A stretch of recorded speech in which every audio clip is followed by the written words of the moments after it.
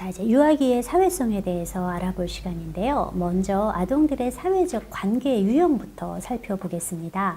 자, 첫 번째 또래 관계예요. 또래는 일반적으로 같은 연령의 친구, 이렇게 뜻하죠. 대부분의 또래는 공동의 관심사를 갖고 있고 활동도 같이 하고 정기적으로 만나요. 하지만 함께하는 활동이나 계획된 사건 외에는 거의 만나지 않는 게 또래라고 할 수 있죠. 또래는 이웃, 놀이터, 교실 등 아이들이 모이는 곳이라면 어디에서나 찾아볼 수 있어요. 또래가 공동의 활동을 위해서 주기적으로 함께 하는 관계인 반면에 친구는 조금 더 특별한 관계예요. 또래 활동 외에도 서로가 특별히 선택한 놀이 친구를 뜻하죠. 친구 관계에는 서로에게 정말 많은 이점을 준답니다. 친구는 아이들이 사회적 유능성을 발달시킬 수 있는 기회도 제공하고요. 친구 관계를 통해서 타인의 욕구, 자신의 욕구 인식하고 조율하는 경험도 배울 수 있고요. 협동, 이타심과 같은 친사회적 기술도 발달시키도록 돕습니다. 또한 의사소통, 갈등 관리, 신뢰감 형성과 유지, 또 친밀감 형성과 같은 사회적 문제 해결에 필요한 기술도 연습하는 기회도 제공하죠. 또한 친구는 안정과 사회적 지원의 원천이고요. 아이가 생활하면서 겪는 스트레스에 대한 정서적 완충제 역할도 합니다. 그래서 친구가 없으면 불행하다라고 하는 거죠. 자, 그럼 이토록 중요한 친구 관계에 영향을 주는 요인들은 뭐가 있을까요? 첫 번째로는 사회인지를 논할 수 있어요. 사회인지, 이게 뭐냐면 그러니까 타인의 행위와 관련해서 그들의 내면의 생각, 신념, 정서를 생각할 수 있고 적절한 행위나 반응을 할 수 있는 아동의 능력, 요거를 사회인지 능력이라고 얘기를 해요. 눈치도 빠르고요. 다른 사람 마음을 알아차리고 공감하는 능력도 이 사회인지에 다 해당이 되는 거예요. 그래서 사회적 인지가 높을수록 인기가 더 있고요. 놀이친구로 더 자주 초대가 될 수밖에 없죠. 또 아동의 친구 관계에 영향을 미치는 또 다른 요인은 정서 조절 능력이에요. 우리 막 성질내고 이런 애 별로 안 좋아하잖아요. 자신의 정서를 잘 이해하고요. 이러한 감정을 사회적 상황에 적절하게 맞추어서 조절할 수 있는 아이는 보다 적절한 사회적 행동도 하고 타인에게 긍정적인 느낌도 경험케 해요. 그래서 또래한테 인기가 있을 수 있고요. 놀이를 잘하는 것도 친구 관계에 정말 중요해요. 놀이 안에서 아이들은 공유, 협상하기 연습할 수 있고요. 특히 가상놀이에서는 타인의 정서와 사고에 대해서 말하고 적절히 행동하는 연습 다 하잖아요. 그래서 충분히 놀이 경험을 많이 해야 놀이도 잘할 수 있고 이런 사회성 기술도 가질 수 있기 때문에 이런 놀이 경험은 사회성을 결정하는 중요 요소로 거론이 되는 거죠. 언어도 정말 중요한데요. 사실은 언어가 미숙한 아이들이 사회성이 떨어지는 경향이 정말 많아요. 아이들이 친구와 놀거나 혹은 대화를 주고받을 때 언어가 필수적으로 따르게 되거든요. 그래서 이러한 언어는 아이가 또래 사이에서 받아들여지고 성공하는 데 중요한 기능을 담당해요.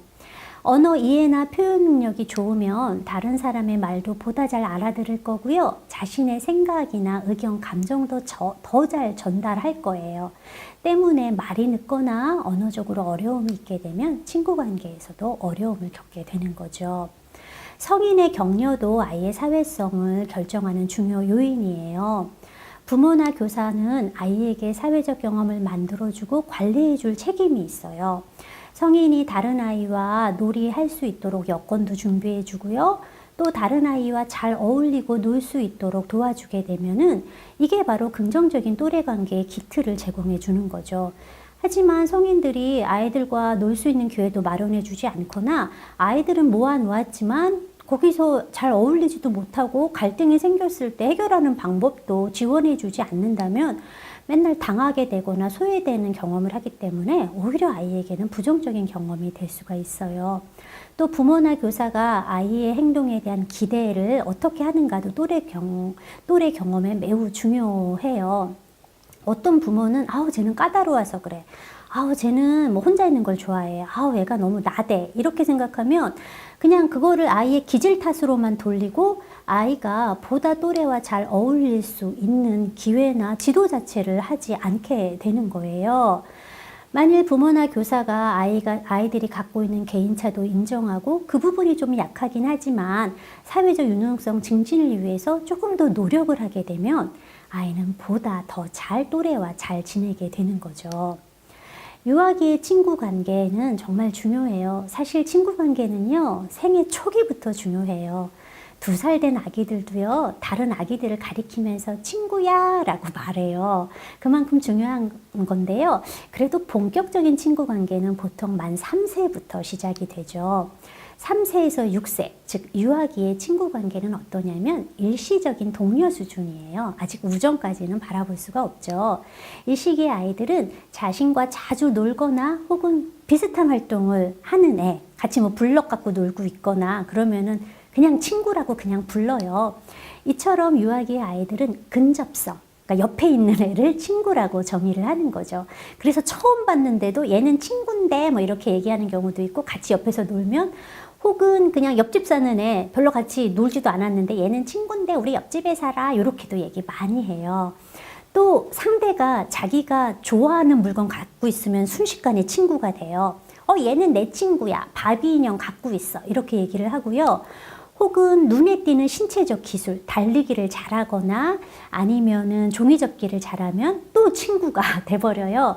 그래서 이 시기의 아이들은 매우 자기중심적인 성향이 높기 때문에 관계 안에서 자기만의 입장을 생각해요. 그래서 다른 아이가 자기를 위해서 무엇을 해주는지에만 관심을 갖지 자기가 다른 아이를 위해서 해줄 거는 별로 생각하지 않고 있는 거죠. 또 유아기의 아이들의 생각은 지금 여기, 그러니까 현재에 머물러 있어요. 그래서 누구든지 그 당시에 그 아이와 같이 놀고 있는 아이는 그냥 친구라고 명명이 되는 거죠. 아까 말한 것처럼 자기중심성이 높기 때문에 친구 관계에서 자신이 해야 될 의무에 대해서는 별로 생각하지 않고요. 다른 아이를 즐겁게 해주기 위해서 혹은 그 요구에 맞춰주기 위해서 자신이 어떠한 행동을 해야 하는지에 대해서도 별로 생각하지 않아요. 그래서 어른들이 봤을 때는 조금 이기적이다라는 생각을 갖게 되실 수도 있어요. 그리고 이러한 높은 자아중심성은 가령 자기는 지금 귀신놀이를 하고 싶다. 근데 친구는 겁이 많아서 그거를 싫어하거든요.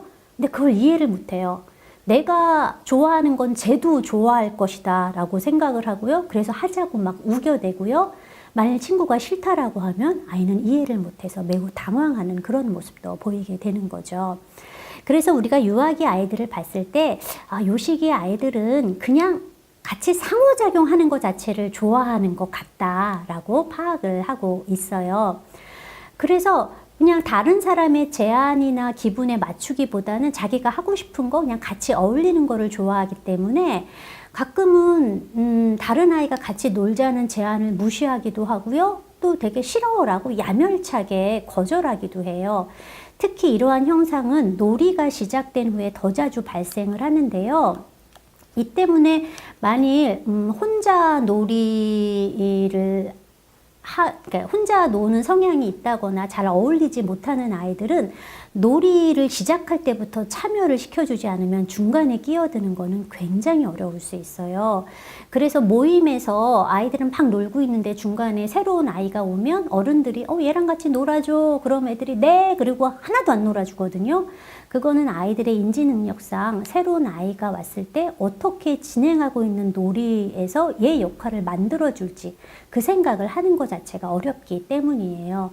그래서 때로는 고의적으로 잔인해 보이는 행동이라고 여길 수 있지만 실은 그게 아니라 인지적인 제한점 때문에 그렇다라는 걸 유념하시고요. 그래서 꼭 놀이할 때는 처음부터 함께 놀 수 있도록 지도해 주시는 게 필요합니다.